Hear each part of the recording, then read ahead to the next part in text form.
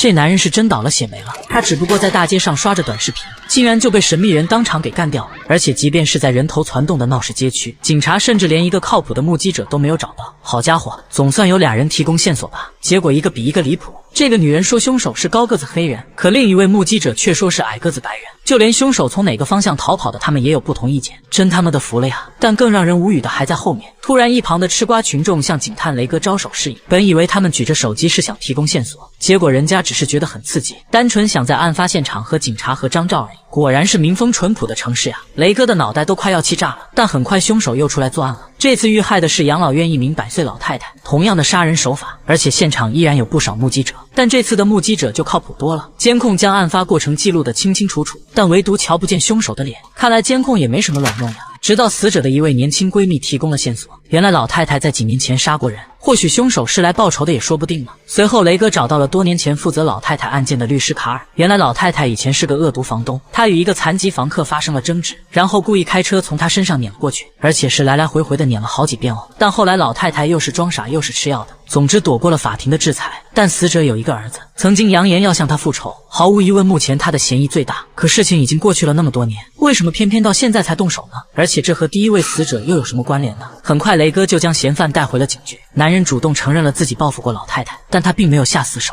而且他根本不認識第一位死者。一通審訊下來，雷哥聽的是半信半疑，本打算上點手段讓他招供，可沒想到兇手又出來作案了。看來這小子說的都是實話了。這次的遇害者是在公園練太極時被一槍崩死的。根據目擊者描述的情況，和前2起案件應該是同一個兇手，但這3個人的社會背景關係完全沒有規律可循，案子一時間也陷入了難題。直到雷哥不經意間聽律師妹妹談起了卡爾的病情，也就是那個負責老太太案件的律師，他前些天剛被診斷出了癌症，而且妹妹查過3位死者的資料，他們生前都不是什麼好鳥，不是殺人就是搶劫和强姦。哎，你說巧不巧？他们的案子還都是卡爾經手辦的，有沒有可能是他在完成自己的死前遺願呢？這樣看來，卡爾的目標只剩下最後一個人了，他是個攤雞蛋餅的毒販子。雖然雷哥緊追慢趕的總算到了現場，但還是晚了一步。